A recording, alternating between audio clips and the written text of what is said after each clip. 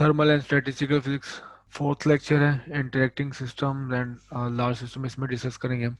Last lecture में हमने Einstein model, solid model देख लिया था, और वो सिर्फ हमने एक ही आइंस्टाइन सॉलिड डिस्कस किया था। आज हम स्टार्ट करेंगे दो आइंस्टाइन सॉलिड मॉडल डिस्कस करेंगे, जो हमें सॉर्ट ऑफ इंटरेक्शन देंगे सिस्टम्स के अंदर।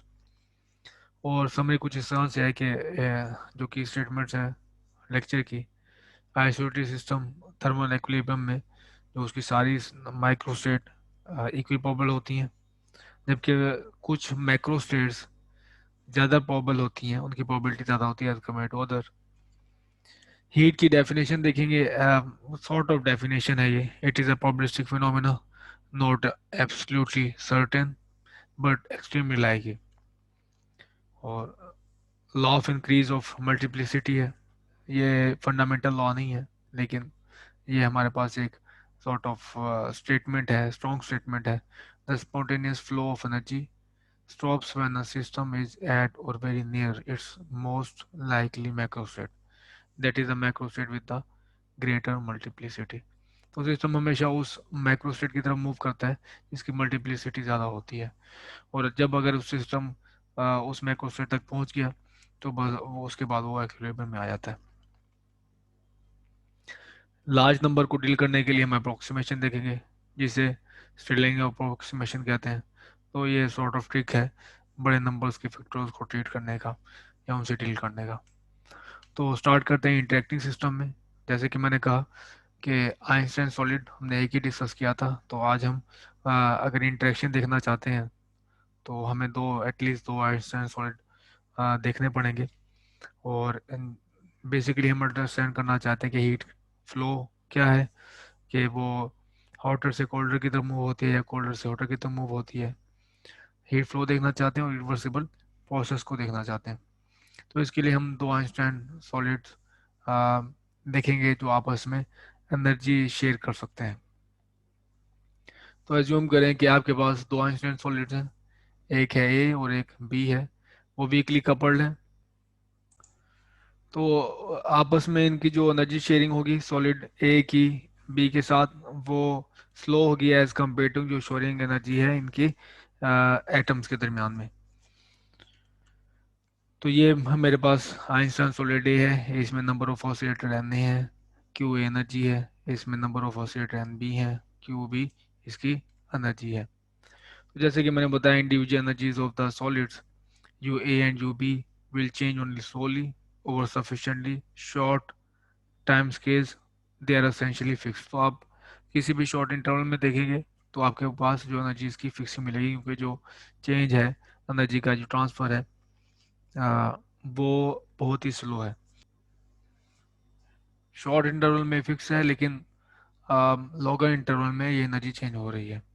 और क्यों, मैं बताता चलूँ कि क्यों हमारे पास यूनिट है और ये मल्टीपल है। अगर एनर्जी Q2 है तो इसका मतलब एनर्जी 2 hf है, Q3 है तो इसका मतलब एनर्जी 3 hf है, एंड सो ऑन। तो हम कांस्टेंट अप्लाई करेंगे कि पूरे सिस्टम दोनों दोनों को मिला के जो हमारा एक सिस्टम बन रहा है सॉलिड्स को, तो उसमें एनर्जी कांस्टेंट है। तो possible microstate with only the sum U total is equal to U A plus U B held fix. तो ये हमारा कांस्टेंट है। अब इस कांस्टेंट के लिए हमने नंबर ऑफ माइक्रोस्टेट्स कैलकुलेट करनी है। तो स्टार्ट करते हैं। एक स्मॉल आइंस्टाइन, दोनों स्मॉल आइंस्टाइन सॉलिड है, और दोनों की जो नंबर ऑफ ऑसिलेटर्स हैं वो 3 हैं, और टोटल एनर्जी है 6। और अगर आप मैक्रोस्टेट एक क्यू ए से लेबल करें तो वो बनेगी हमारे पास 7। जो जीरो के लिए एक मैक्रोस्टेट है, जब एनर्जी जीरो होगी तो दूसरे की 6 होगी। अगर एनर्जी 1 है क्यू ए की तो दूसरे की बी होगी, एंड सो ऑन। तो टोटल हमारे पास बनेगी मैक्रोस्टेट 7। मल्टीप्लिसिटी देखने के लिए हम एक स्टैंडर्ड फार्मूला यूज करेंगे, जो लास्ट टाइम हमने देखा था, कम्बिनेशन का फार्मूला। तो वो मैंने यूज किया और ये देखा कि जीरो आप उस फार्मूला में पुट करेंगे तो मल्टीप्लिसिटी 1 आएगी, 1 में पुट करेंगे तो मल्टीप्लिसिटी 3 आएगी, 2 वैल्यू पुट करेंगे तो मल्टीप्लिसिटी 6 आएगी। इस तरह क्यूब ए के लिए आप टेबल कंस्ट्रक्ट कर सकते हैं। चूंकि दो मैंने आपको बताया वीकली इंटरेक्ट हैं, तो जो इनकी प्रोबेबिलिटीज़ हैं, जो इनकी मल्टीप्लिसिटी है, वो आपस में प्रोडक्ट होंगी। तो टोटल स्टेट की इसका सिस्टम की कॉन्फ़िगरेशन के लिए, जिसमें एनर्जी क्यू ए 0 है और क्यू बी 6 है, तो इनकी जो कॉरस्पॉन्डिंग माइक्रो स्टेट्स हैं वो आपस में मल्टीपल होंगी। तो 1 multiply by 28 is equal to 28, 3 multiply by 21 is equal to 63, and 15 multiply by 90, 15 multiply by 6 is equal to 90। तो ये मेरे पास टेबल है माइक्रोस्टेट का, कॉरस्पॉन्डिंग टू ईच मैक्रोस्टेट। तो टोटल मल्टीप्लिसिटी है, तो टोटल नंबर ऑफ माइक्रोस्टेट है सिस्टम की 462। आप चाहें तो आप उसे डायरेक्ट फार्मूला को यूज़ करते हुए भी कैलकुलेट कर सकते हैं, वो यही आएगा जो हमने इस सम से निकाला। तो अब अगर आप इसको इसका हिस्टोग्राम ड्रॉ करें तो आपको नज़र आएगा कि क्यू ए जो हमारा लेबल कर रहा है मैक्रोस्टेट को, तो इस मैक्रोस्टेट के कॉरस्पॉन्डिंग हमारे पास 28 है। इस माइक्रो स्टेट के कॉरस्पॉन्डिंग हमारे पास है 90 माइक्रो स्टेट्स हैं, और 3 पे हमारे पास सबसे ज़्यादा है, जिसके जो है कि 100 माइक्रो स्टेट हैं। तो 3 माइक्रो स्टेट के कॉरस्पॉन्डिंग 300 जो माइक्रो स्टेट्स हैं। तो यहाँ से हमें नज़र आ रहा है कि जो ये वाली स्टेट है Q A is equal to 3 वाली, ये ज़्यादा प्रोबेबल है एज कम्पेयर टू अदर। लेकिन यहाँ पे एक और चीज़ डिस्कस करते जाए, जो फंडामेंटल assumption है स्टैटिस्टिकल मैकेनिक्स की, वो ये है, in an isolated system in thermal equilibrium all accessible microstates are equally probable. तो एक सिस्टम की जितने भी माइक्रोस्टेट्स हैं, ये 462 माइक्रोस्टेट्स हैं, सारी की सारी इक्वी प्रोबेबल हैं। लेकिन इनमें कुछ मैक्रोस्टेट मैक्रोस्टेट ऐसी हैं जो मोर प्रोबेबल हैं as compare to other. Microstate सारी इक्वल प्रोबेबल हैं, लेकिन जो मैक्रोस्टेट्स हैं वो उनकी प्रोबेबिलिटी आप ये देख सकते हैं कि ये जैसे कि ये मैक्रोस्टेट है, इसकी प्रोबेबिलिटी ज़्यादा है, इसके इससे इससे ज़्यादा है, इस मैक्रोस्टेट की सबसे कम है। तो फंडामेंटल अजम्पशन है स्टैटिस्टिकल मैकेनिक्स की, क्या आइसोलेटेड सिस्टम है, थर्मल इक्विलिब्रियम है, तो जितनी भी एक्सेसिबल स्टेट्स होंगी वो इक्वल प्रोबेबल होंगी। और जबकि मैक्रो स्टेट में कुछ ऐसी मैक्रो स्टेट होंगी जो कि कुछ लेस प्रोबेबल होंगी और कुछ मोर प्रोबेबल होंगी। तो इस अजम्पशन को देखने के लिए आप इस चीज़ को समझ सकते हैं कि माइक्रोस्कोपिक लेवल पे हम एक्सेप्ट करते हैं कि जो प्रोसेस है, अगर स्टेट ए एक्स से स्टेट वाई की तरफ मूव हो रहा है, जो कि रिवर्सिबल है एक्स से वाई की तरफ, तो अ, हम इसे इजीली इन्फर कर सकते हैं कि सिस्टम वाई से एक्स की तरफ भी मूव हो सकता है, क्योंकि हमने रैंडमली स्टेट सेलेक्ट किया है कि अगर एक्स सिस्टम एक्स स्टेट से वाई स्टेट में जा सकता है, तो वाई स्टेट से एक्स स्टेट में भी जा सकता है। तो ये इसके पीछे इस अजम्पशन के पीछे ये हमारे पास इन्फ्लुएंस है कि वाई से अगर एक्स में मूव होता है तो एक्स से भी वाई में मूव हो सकता है, क्योंकि प्रोसेस माइक्रोस्कोपिक लेवल पे हमारे पास रिवर्सिबल है।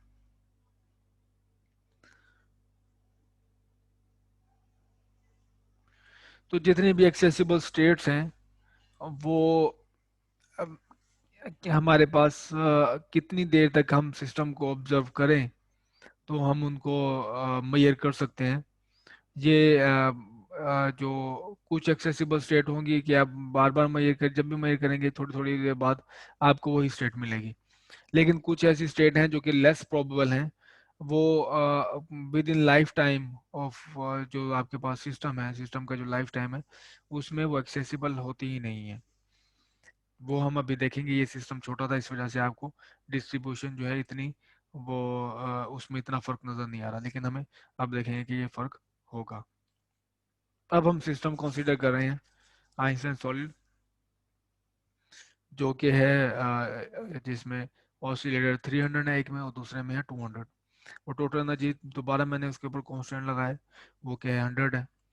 तो अब आप इसको टेबल कंस्ट्रक्ट करें अगर, तो नंबर ऑफ मैक्रोसेट होंगी 101, 101 है, एक जीरो के क्रॉस बॉन्ड, एक वन, एक टू, एक थ्री, एक फोर, जैसे हमने पहले लेबल किया।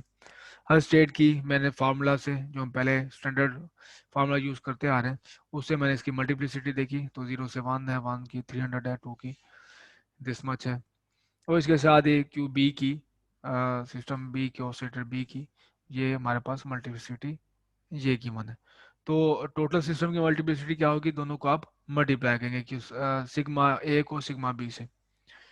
तो एक चीज़ और मैं एक्सप्लिसिट कर दूं कि हमारे पास क्यू ए की जब एनर्जी होगी 0 तो क्यू बी की एनर्जी 100 होनी चाहिए, क्योंकि हमारे पास कांस्टेंट क्या है कि दोनों का सम 100 हो। इसी तरह अगर क्यू ए की एनर्जी 60 है तो उसे की 40 होनी चाहिए हमारे पास, क्योंकि कांस्टेंट है 100। इसमें आप देख रहे हैं कि आप फर्क आसानी से देख पा रहे हैं कि हमारे पास नंबर तो ये मल्टीप्लिसिटी के बहुत बड़े हैं, ये 81 पावर 81, 86, 114, तो ये नंबर्स बहुत बड़े हैं। लेकिन हमें जिस चीज से कंसर्न है वो ये है कि इनकी रेशो क्या है।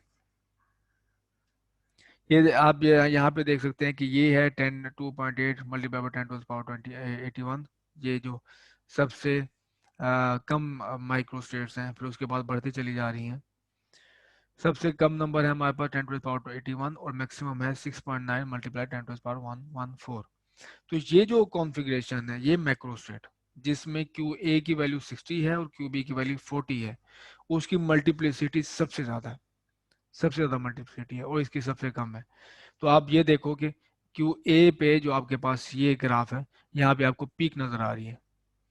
तो इसका मतलब हमारे पास ये है कि जो ऐसे मैक्रो मैक्रो स्टेट जिसमें क्यू ए की एनर्जी 60 हो, क्यू बी की एनर्जी 40 हो,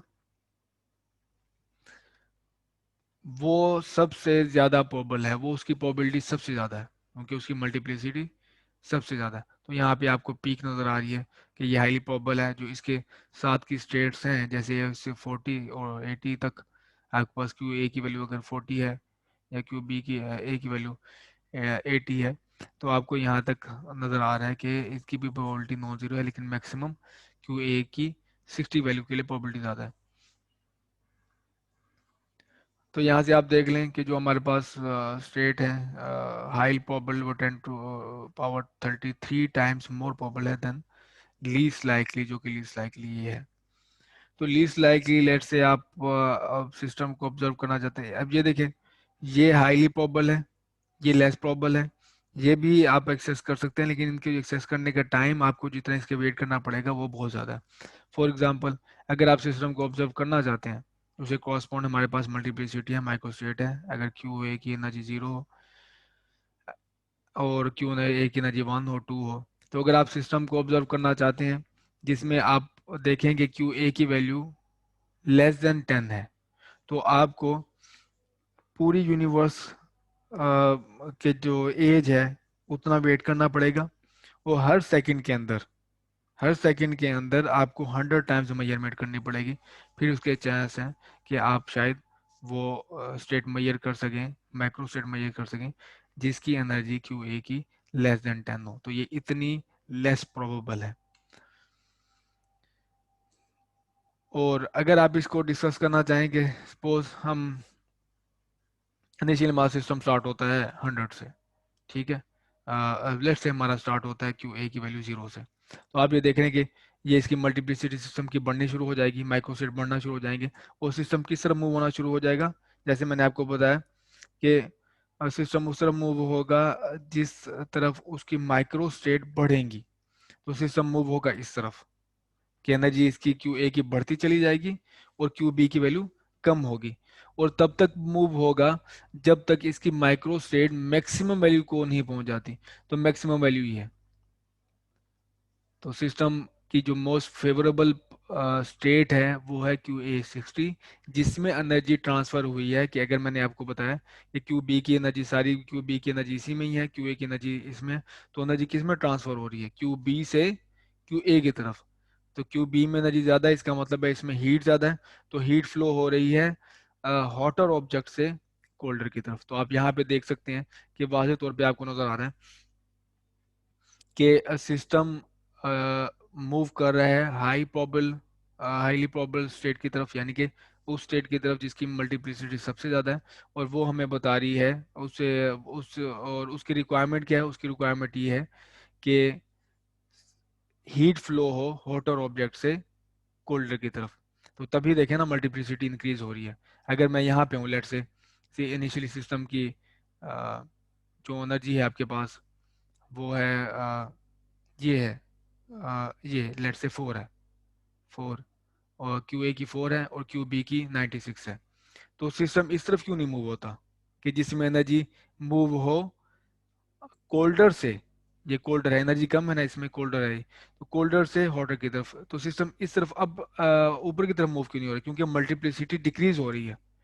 तो इस वजह से हीट जो है कोल्डर ऑब्जेक्ट से हॉटर की तरफ मूव नहीं होती, क्योंकि उस तरफ सिस्टम की जो एनर्जी वो माइक्रो स्टेट्स है, मल्टीप्लिसिटी डिक्रीज होती है। तो सिस्टम उस तरफ मूव करेगा जिस तरफ उसकी माइक्रो स्टेट्स इंक्रीज होंगी। तो सिस्टम मूव करेगा इस तरफ तब तक जब तक क्यू ए की वैल्यू हो जाएगी 60 और क्यू बी आई की वैल्यू हो जाएगी 40। तो ये आप देखोगे कि ये आपके पास हाईली प्रोबेबल है, उसके बाद सिस्टम इक्विलिब्रियम में आ जाएगा। और लेट्स सपोज इसका कन्वर्स देख लें कि अगर आपका सिस्टम जो है वो सिस्टम स्टार्ट होता है, ये कोल्डर है आपके पास और ये आपके पास हॉटर है, तो सिस्टम की जो माइक्रो स्टेट है किस तरफ इंक्रीज होंगी, ऊपर की तरफ। तो ये देखें ऊपर की तरफ कि एक सिस्टम से ये हॉटर जो है देगा एनर्जी कोल्डर को। तो अगर आप यहाँ से स्टार्ट करते हैं कि क्यू ए की एनर्जी 100 हो, क्यू बी की वैल्यू एनर्जी 0, तो सिस्टम की मल्टीप्लिसिटी ऊपर की तरफ इंक्रीज करेगी, और कब तक इंक्रीज करेगी, जब यहाँ आप इस स्टेट पे नहीं पहुंच जाते। तो दोनों डायरेक्शन में देख लें, आप इस तरफ से आए इस तरफ से आए, तो हीट हमेशा हॉटर से कोल्डर की तरफ फ्लो करेगी। तो इस वजह से हमारे पास ये प्रोसेस इरिवर्सिबल बिहेवियर शो करता है कि एनर्जी पॉजिटिवली फ्लो होगी अगर हॉटर से कोल्डर की तरफ। तो यहाँ से हमारे पास आता है कि फिजिकल एक्सप्लेनेशन हम हीट की कर सकें और इसके बारे में स्टेटमेंट हमें दे सकें। It is a probabilistic phenomena, not absolutely certain but extremely likely. तो आप ये देख लें कि इस पीक से कि जो हाईली प्रोबेबल क्या है स्टेट, वो जिसमें आपके पास हीट फ्लो हो हॉटर से कोल्डर की तरफ, तो इस वजह से एक्सट्रीमली लाइकली हाईली प्रोबेबल है। तो यहाँ से हमने एक और भी चीज़ देखा जिसे मैंने एक्सप्लेन किया अभी, law of increase of multiplicity, कि सिस्टम हमारे पास spontaneously energy, the spontaneous flow of energy stops when a system is at or very near its most likely macro state, that is the macro state with the greatest multiplicity. जैसे मैं अभी explain कर चुका हूँ कि system उस तरफ move होगा जिस तरफ उसकी मल्टीप्लिसिटी इंक्रीज होगी, और जैसे वो अपनी मैक्सिमम वैल्यू पर पहुंच जाएगा तो सिस्टम इक्विलिब्रियम में आ जाएगा। लार्ज सिस्टम्स अभी तो हमने देखा जिसमें आइंस्टाइन सॉलिड में 100 से ऑसिलेटर्स, और लेकिन रियल टाइम सिस्टम आप देख सकते हैं कि एवोगैड्रो नंबर उसके हमारे पास से डील करना पड़ता है। आप अगर एक ड्रॉप भी लें तो उसमें भी एवोगैड्रो नंबर होंगे। तो हम अब देखना चाहेंगे कि अगर इसको सिस्टम में ऑसिलेटर बढ़ाएं तो किस तरह से मल्टीप्लिसिटी बढ़ती है और उसकी पीक कैसे नजर आती है। तो अगर आप 10⁻20 देखें तो आप इमेजिन करें कि ये पीक कितनी शार्प होगी। तो 100 अगर आप ऑसिलेटर लें, एन और क्यू 100 लें, 200, तो आपको देखिए इतनी भी एक पॉइंट नजर आएगी मल्टीप्लिसिटी की। लेकिन आप अगर इसकी 1000 लें जो कि स्टिल बहुत कम छोटा नंबर है, तो आप देखेंगे कि ये पीक जो है श्रिंक होती जाएगी और ये पीक उतनी ज़्यादा शार्प होती जाएगी। तो आप बता सकते हैं कि क्यू एक में ये स्टेट हैं, ये जो मैक्रो स्टेट हैं जो इसमें लाई कर रही हैं इस फिफ्थ के अंदर, वो ही हाईली प्रोबेबल हैं, और उसमें मोस्ट प्रोबेबल वो स्टेट है जिसकी ये पीक है, जिस तरह हमने यहाँ पे बात की थी। तो लार्ज सिस्टम से डील करने के लिए हमें पहले देखना होगा कि आप नंबर से लार्ज नंबर से आप कैसे डील करते हैं। तो स्टार्ट करते हैं स्मॉल नंबर से। तो स्मॉल नंबर हम उसे कहते हैं जैसे कि 60 है, 6 है, 23 है, 40 है, 60 है। तो आपको पता है कि इसके साथ आपने कैसे डील करना है, मल्टीप्लिकेशन कैसे होती है इस पे सब्ट्रैक्शन कैसे होती है और इस पे एडिशन कैसे होती है। लार्ज नंबर को हम डिफाइन करेंगे are much larger than small numbers and are frequently made by exponentiating small numbers. Small number को का अगर आप एक्सपोनेंट कर ले लें, एज एक्सपोनेंट ले लें, तो आप क्या लेंगे, क्या होगा आपके पास लार्ज नंबर। तो ये 23 मेरे पास स्मॉल नंबर है, और ये एक्सपोनेंट अगर मैं इसके लिए लूँ 10⁻23, तो इसको मैं कहूँगा ये है लार्ज नंबर। इनकी प्रॉपर्टी ये है कि आप इनमें अगर स्मॉल नंबर ऐड कर दें तो ये स्टिल रहेगा वही सेम नंबर। इसकी एक एक्सपेंशन एक्सेप्शन है, एक्सेप्शन ये है कि आप अगर इसी नंबर से, इसी ऑर्डर ऑफ मैग्नीट्यूड नंबर से, जैसे 10⁻23 है, इसमें 10 टू पावर 23 माइनस ना करें, अगर माइनस कर रहे हैं तो फिर आपको देखना पड़ेगा, आपको फैक्टर्स साथ लेके चलने पड़ेंगे। वेरी लार्ज नंबर्स, और लार्ज नंबर से भी ज़्यादा बड़े नंबर जिसे हम कहेंगे very large numbers, can be made by exponentiating large numbers. तो ये हमारे पास देखें एक डेफिनेशन जो सीक्वेंस आ गया कि पहले हमने स्मॉल नंबर बताया 623, अगर आप उनको एज एक्सपोनेंट यूज़ कर लें तो लार्ज नंबर आ जाएंगे, और लार्ज नंबर को एज एक्सपोनेंट यूज़ कर लें तो आपके पास आ जाएंगे वेरी लार्ज नंबर्स। जैसे कि ये है कि 10 टू द पावर 23 मेरे पास लार्ज नंबर था, मैंने वो उसको एज एक्सपोनेंट यूज़ किया तो ये मेरे पास बन गया वेरी लार्ज नंबर। इनकी प्रॉपर्टी ये है कि अगर आप वेरी लार्ज नंबर से इनको मल्टीप्लाई करेंगे तो आप देखेंगे एग्जैक्टली आपके पास वही नंबर आ जाएगा, जैसे कि प्रॉपर्टी हमने ये यूज़ की है। इसमें यह है कि मैं अगर स्मॉल नंबर इनमें ऐड करूं तो एग्जैक्टली ये सिर्फ यही नंबर आ जाएगा, लेकिन वाई लार्ज नंबर को अगर मैं लार्ज नंबर से मल्टीप्लाई करूं तो स्टिल आपके पास क्या आएगा, लार्ज नंबर, क्योंकि 10 टू द पावर 23 प्लस 23 इससे 10 टू द पावर 23 ही रहेगा। एक्सेप्शन इसमें भी है कि आप किसी इसी बड़े लार्ज वेरी लार्ज नंबर से इसको डिवाइड ना करें हो, अगर डिवाइड कर रहे हो तो फिर आपको फैक्टर्स की टेक केयर करनी पड़ेगी। इनको डील करने का ट्रिक ज़्यादातर ये होता है कि आप लॉगरिथम यूज़ कर लें, trick to manipulate by large numbers is to take the logarithm. तो स्ट्रिलिंग अप्रोक्सीमेशन है फैक्टोरियल्स को डील करने से। अब हमने देख चुके हैं कि जो हमारे पास जो मल्टीप्लिसिटी के फार्मूलाज हैं उनमें फैक्टोरियल्स इन्वॉल्व हैं, क्योंकि कम्बिनेशंस हैं वो, और फैक्टोरियल्स को डील करने के लिए आपको पता है कि तो लार्ज नंबर है, फिर लार्ज नंबर के भी फैक्टोरियल्स, तो ये बहुत ज़्यादा बड़े लार्ज नंबर बन जाएंगे, इस वजह से हमें अप्रोक्सीमेशन यूज़ करनी पड़ती है। स्ट्रिलिंग अप्रोक्सीमेशन हमारे पास ट्रिक है कि आप एवेल्युएट कर सकें फैक्टोरियल्स को। तो n factorial approximately equal to n power n e power minus n square root 2 by n. Approximation accurate है in the limit n greater than 1। इसको मैंने ड्राइव नहीं किया, लेकिन मैं आपको इसकी थोड़ी सी एक्सप्लेनेशन दे दूंगा कि ये किस तरह ये हम इस रिजल्ट से पहुंचे हैं। तो एन फैक्टोरियल आपको पता है कि ये असल में क्या है, एन फैक्टर्स हैं। एन फैक्टर्स कैसे हैं कि अगर आपके पास 3 फैक्टोरियल है तो वो इक्वल होगा 3 मल्टीप्लाई बाय 2 मल्टीप्लाई बाय 1।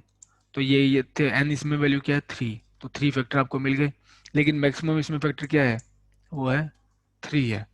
तो n factorial is a factor of n numbers, और from one up to n। उसी क्रूड अप्रोक्सीमेशन ये होगी कि आप जो 3 है, लेट से 3 का पावर 3 ही ले लें आप, तो बहुत ही क्रूड अप्रोक्सीमेशन है कि जितने के फैक्टोरियल आप उसकी पावर 3 ले लें।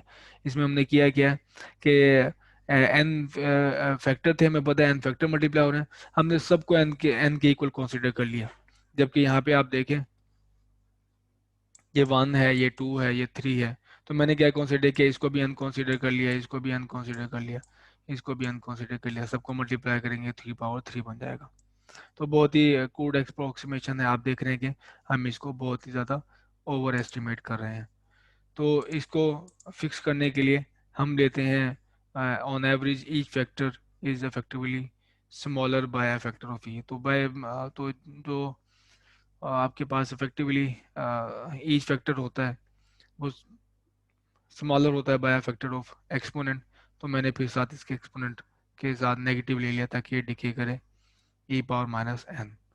तो ये आपके पास हमने इस तरह से इसको फिक्स किया, लेकिन स्टिल ये हमने थोड़ा सा कम इसको अप्रोक्सीमेट कर दिया, यानी कि e⁻n इस वैल्यू को पहले हम ओवरशूट कर गए थे, अब हम इसको थोड़ा सा लो कर गए हैं। तो स्टिल हमें इसको square root to power two square root 2 pi n से मल्टीप्लाई करना पड़ता है। लेकिन अगर आपके पास n बहुत ज़्यादा लार्ज है तो आप ये 2 पाई n स्क्वेयर रूट को आप इग्नोर कर सकते हैं, तो वो भी आपके पास एक अच्छी अप्रोक्सीमेशन होगी। सो आपके पास अप्रोक्सीमेशन ये है जिसे स्ट्रिलिंग अप्रोक्सीमेशन कहते हैं, वो है n factorial approximately equal to n log n minus n। तो इसके कुछ नंबर देख लें हम। n की वैल्यू अगर आपके पास 1 है तो उसका फैक्टोरियल 1 होगा, और स्ट्रिलिंग अप्रोक्सीमे ये आपको अप्रोक्सीमेशन बताते हैं कि ये 0.0922 है, तो एरर क्या है 7.7%। अगर n आपके पास 10 है तो इसका फैक्टोरियल ये आता है, और आपको ये बताएगा ये नंबर। तो इसमें एरर देखें और ज़्यादा कम हो गया, लेस देन 1%। तो अगर आप 100 ले लो तो आप देखोगे कि ऑलमोस्ट दोनों सेम हो, इसमें एरर है लेस देन 0.1%, लेस देन आपके पास 0.1% ये एरर। लेकिन आप अगर ये यूज़ करें तो इसमें देखेंगे आप अगर इसमें फ्लक्चुएशंस अगर स्मॉल नंबर के करीब तो आ रही हैं, काफ़ी ज़्यादा एरर है, लेकिन जैसे आपका नंबर बढ़ता चला जाता है तो आपके पास एरर कम होता चला जा रहा है। तो जहाँ भी अब आगे से हम लार्ज नंबर जब डील करेंगे तो एन फैक्टोरियल की जगह पे हम यूज़ करेंगे N log N minus N. तो इसके लिए पहली एक्सरसाइज जो देखने जा रहा हूँ मैं, अप्लाई करने जा रहा हूँ कि हमने आइंस्टाइन सॉलिड की हमने मल्टीप्लिसिटी देखी हुई है, तो क्यों ना हम उस पर ऊपर अप्लाई करके देखें। यही अप्रोक्सीमेशन एन लॉग एन। अगर हमारे पास आइंस्टाइन सॉलिड बहुत ज़्यादा जिसमें बहुत ज़्यादा ऑसिलेटर्स हैं, to estimate the multiplicity of an isolate solid containing a large n and energy units। तो इसमें एक नंबर ऑफ ऑसिलेटर्स भी बहुत ज़्यादा हैं, इसमें एनर्जी यूनिट्स भी बहुत ज़्यादा हैं। एनर्जी यूनिट्स को मैं यहाँ पे डिनोट कर रहा हूँ क्यू के साथ। तो हम कंसीडर करेंगे Q much much larger then, और ये हम केस डिस्कस कर रहे हैं। एक तो है कि हम जो अब आइंस्टाइन सॉलिड डिस्कस करने लगे वो 100 नहीं, 1000 नहीं, 10,000 में नहीं है वो। आप देखेंगे वो गेटो नंबर में है, वो बहुत बड़े नंबर, वेरी लार्ज नंबर है। उसकी आपके पास एन भी वाई लार्ज है, एनर्जी यूनिट्स भी लार्ज हैं, लेकिन एक और कंसिडरेशन करनी है कि इसमें जो एनर्जी यूनिट्स हैं वो मच लार्जर हैं as compare to number of oscillators. तो ये रहा मेरे पास फार्मूला मल्टीप्लिसिटी का, और मल्टीप्लिसिटी है हमारे पास आइंस्टाइन सॉलिड की। तो अब मैं यूज़ करता हूँ स्ट्रेलिंग अप्रोक्सीमेशन। आपको पता है स्ट्रेलिंग अप्रोक्सीमेशन में मैंने लेना है, पैसे लेने के लिए पहले मुझे लॉग लेना पड़ेगा। तो मैं मल्टीप्लिसिटी का ले लेता हूँ लॉग। तो लॉग की आपको डेफिनेशन पता है कि जो नोमिनेटर में वैल्यू है वो माइनस हो जाती है, और जो मल्टीप्लाई हो रही है वो प्लस हो जाती है। तो मैं नोमिनेटर में डिनोमिनेटर में जो सॉरी डिनोमिनेटर में जो वैल्यू है वो माइनस हो गई, यहाँ पे आप ब्रैकेट ले लें, माइनस हो गई। तो अंदर जो वैल्यू थी ये क्यू और एन, ये प्लस हो जाएगी, लॉग लॉग आ जाएगा दोनों का। तो लॉग क्यू, क्योंकि मल्टीप्लाई है log Q plus log N, और बाहर माइनस है तो अंदर भी माइनस आ जाएगा। अब आप ये करें कि इनके ऊपर one by one Stirling approximation use करें। तो ये log Q plus N factorial है, तो ये बन जाएगा Q plus N log Q plus N minus Q plus N. तो ये हमारे पास फॉर्मूला था ना इसका, ये देखें। अगर एन फिक्टोरियल है तो ये approximately n log N minus N. तो ये रहा हमारे पास q plus N log n q plus N minus Q plus n, और इधर इस पॉइंट पे लॉग क्यू फैक्टोरियल का है Q log Q, Q log Q, और यहाँ पे माइनस आना था लेकिन बाहर माइनस है तो ये प्लस हो जाएगा क्यू, और इधर भी वही लॉग एन फैक्टोरियल है, तो ये क्या बन जाएगा माइनस एन लॉग एन। यहाँ पे माइनस होता है और माइनस की वजह से यहाँ पे प्लस हो गया। आप यहाँ पे देखें कुछ टर्म्स कैंसिल हो जाएंगी, जैसे कि ये माइनस क्यू है, ये प्लस क्यू के साथ कैंसिल हो जाएगा। ये माइनस एन है, ये बाय माइनस एन है, तो ये प्लस एन के साथ जाता रहेगा। तो आपके पास ये सिंप्लीफाइड रिजल्ट है। अभी तक हमने ये अप्रोक्सीमेशन, ये कंसिडरेशन यूज नहीं की कि Q is much larger than N. तो अब इसको यूज करते हैं। इसमें हम एक ट्रिक यूज करते हैं, वो है कि मैंने इसमें क्यू कॉमन ले लिया। अब मैं इसके ऊपर प्रोडक्ट रूल जो लॉग के लिए है वो यूज़ कर सकता हूँ। अगर ये प्रोडक्ट है तो ये सम में कन्वर्ट हो गया, log Q plus log into one plus N over Q. तो ये मेरे पास वन है, इसको मैं एब्जॉर्ब कर लूँगा क्योंकि मैं डील कर रहा हूँ बहुत बड़े नंबर से। तो लॉग क्यू प्लस ये सॉरी ये एब्जॉर्ब नहीं किया हमने, ये असल में हमने यूज़ किया है कि अगर आप बहुत नंबर के बहुत ही करीब हो, ये है log natural log one, natural log one plus X approximately equal to होता है एक्स के। क्योंकि अगर आप ग्राफ ड्रॉ करें यहाँ पे तो इसका ग्राफ कुछ यूँ बनेगा यहाँ। तो आप अगर बिल्कुल इससे करीब हैं यहाँ पे तो आप इसको एक लाइन से, सीधी लाइन से अप्रोक्सीमेट कर सकते हैं। ये अपेंडिक्स में एक एक्सप्लेनेशन दी हुई है, आप वहाँ से देख सकते हैं। तो log one plus N over Q को मैंने अप्रोक्सीमेट किया है एन ओवर क्यू से। तो इसके बाद अब इस रिजल्ट को log q प्लस एन का, जो कि मेरे पास ये था, ये रिजल्ट मैंने ड्राइव किया, इसको आप यहाँ पे प्लग करें दोबारा। तो q प्लस एन दोनों टर्म के साथ मल्टीप्लाई होगा। तो पहले एक टर्म आ गई q log ए q, और दूसरी टर्म आ गई आपके पास n log q plus N over q। तो एन स्क्वायर आपके पास q के साथ हो गया। तो आप यहाँ पर प्लग करेंगे, कुछ टर्म यहाँ पे जाती रहेंगी, आपके पास आ जाएगा रिजल्ट ये। तो ये मेरे पास अब रिजल्ट है। अब आप यहाँ पे देखिए क्यू नोमिनेटर में, अब मैं ये अप्रोक्सीमेशन यूज़ करता हूँ, ये Q is much much larger than N, तो एन स्क्वेयर ओवर क्यू, ये टर्म ज़ीरो हो जाएगी, क्योंकि आप एक टर्म को बहुत बड़ी टर्म से डिवाइड कर रहे हैं, तो ये ज़ीरो होगी अप्रोक्सीमेटली। आपके पास यहाँ मल्टीप्लिसिटी का लॉग आ गया एन लॉग क्यू और एन प्लस एन। फिर आप इसके एक्सपोनेंट ले लें, एक्सपोनेंट लेंगे तो ये लॉग कैंसिल हो जाएगा, और अगर आप इसका एक्सपोनेंट यहाँ पे लेंगे तो आपके पास आ जाएगा एक्सपोनेंट में एन लॉग क्यू और एन प्लस एन। तो यहाँ पे पावर में प्लस है, तो आप नीचे ये वैल्यू बेस मल्टीप्लाई होगी, तो ये बेस मल्टीप्लाई होगी। अब एन को अगर आप इस पावर में ले जाएं, एन लॉग की पावर में क्यू, ये क्योंकि लॉग के साथ जो फैक्टर होता है वो इसकी पावर में जा सकता है, ये इसकी प्रॉपर्टी है। तो log power Q over N ये हो जाएगा। तो आप नीचे लॉग कैंसिल हो जाएगा। तो आप इस तरह से इसको इकट्ठा कर सकते हैं। ये भी, इसमें भी बहुत बड़े लार्ज नंबर इन्वॉल्व हैं, स्टिल ये हमारे पास कोई एलिगेंट सा फार्मूला नहीं है, बिजार सा है, क्योंकि इसमें बहुत लंबे नंबर जो है इसमें इन्वॉल्व हैं, जैसे क्यू है। लेकिन मल्टीप्लिसिटी जो हमने अब हमने स्टिलिंग अप्रोक्सीमेशन को यूज़ भी कर लिया, और आइंस्टाइन सॉलिड की हमने मल्टीप्लिसिटी भी कैलकुलेट कर ली है।